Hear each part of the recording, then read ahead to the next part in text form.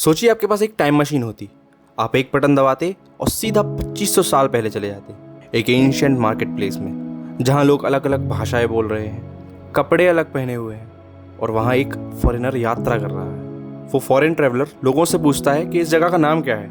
कोई कहता है सिंधु के पार का देश और कोई कहता है भारतवर्ष। और जब वो ट्रैवलर अपने देश लौटता है तो अपने लोगों से बोलता है, I visited a magical land beyond the Sindhu river, will call it India.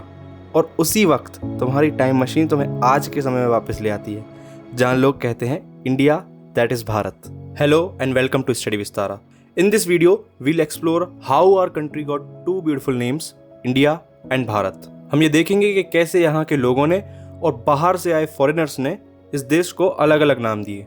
देखिए, दुनिया का ये रीजन इंडियन सब कॉन्टिनेंट कहलाता है और एक लंबे समय से यहाँ के इनहेबिटेंट्स यानी यहाँ के लोगों ने और बाहर से आए फॉरेनर्स ने इस जगह के अलग अलग नाम रखे।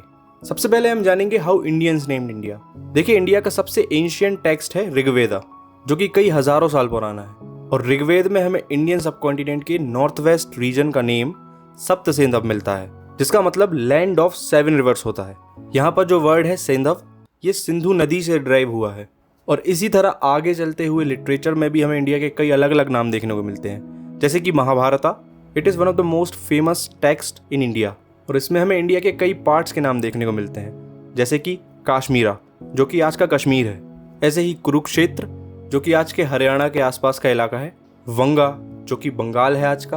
और इसी तरह साउथ इंडियन स्टेट जैसे कि केरला।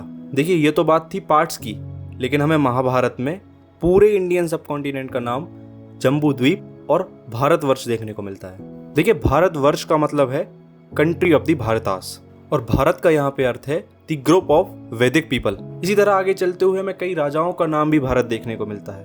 और भारतवर्ष के अलावा दूसरा टर्म है जम्बू द्वीप। जम्बू द्वीप का मतलब होता है the island of fruit of jamun tree. Jamun tree जो कि एक कॉमन नेटिव ट्री है इंडिया का, और मोस्ट प्रोबेबली इसी फ्रूट के नाम पे इंडियन सब कॉन्टिनेंट को जम्बू द्वीप कहा जाता था। इसके अलावा द ग्रेट किंग अशोक, जिनके बारे में हम आगे वाले चैप्टर्स में पढ़ने वाले हैं, उनके एक इंस्क्रिप्शन में भी भारत को जम्बू द्वीप कहा गया है। चलिए अब हम देखेंगे हाउ फॉरेनर्स नेम्ड इंडिया।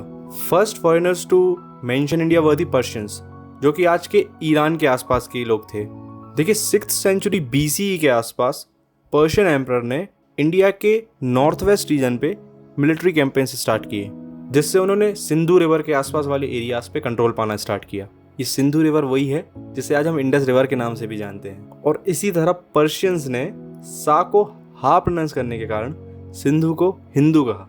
और हिंदू यहाँ पे कंप्लीटली जियोग्राफिकल टर्म है, it does not refer here to the Hindu religion. तो ऐसे सिंधु से हिंदू बना और आगे चल के ग्रीक्स ने इस रीजन को इंडोई या फिर इंडीक कहा। उन्होंने हिंदू का इनिशियल लेटर H उसको ड्रॉप कर दिया, क्योंकि ग्रीक लैंग्वेज में H एग्जिस्ट ही नहीं करता है। तो इस तरह सिंधु से हिंदू और हिंदू से इंडोई या फिर इंडीक बना।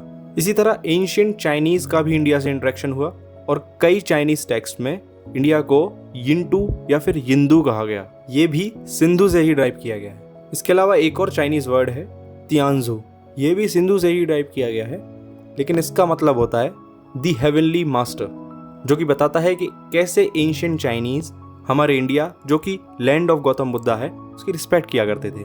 देखिए, ये है हुएनसांग, जो कि एक ट्रेवलर थे और ये चाइना से आए थे इंडिया 7th सेंचुरी में। इन्होंने इंडिया के कई पार्ट्स को एक्सप्लोर किया। काफ़ी स्कॉलर्स से ये मिले, इन्होंने बहुत सारे बुद्धिस्ट टेक्स्ट पढ़े और करीब 17 साल इंडिया में रहने के बाद ये चाइना वापस गए। हुएनसांग अपने साथ कई मैन्युस्क्रिप्ट्स लेके गए, जिनका इन्होंने संस्कृत से चाइनीज़ में ट्रांसलेशन किया। देखिए, जम्बू द्वीप और भारतवर्ष के अलावा हम इंडियन सब कॉन्टिनेंट को हिंदुस्तान के नाम से भी जानते हैं। आज से करीब 1800 साल पहले पर्शियन इंस्क्रिप्शंस में हिंदुस्तान वर्ड का यूज़ किया गया और इसके बाद इंडिया में आने वाले ज़्यादातर इन्वेडर्स ने इंडियन सब कॉन्टिनेंट को हिंदुस्तान नाम से ही जाना। और इसी के साथ हमने सारा चैप्टर कवर कर लिया है। If you like my work, you can like this video and subscribe to my channel. और if you have any doubt, you can ask me in comment section. Thank you so much.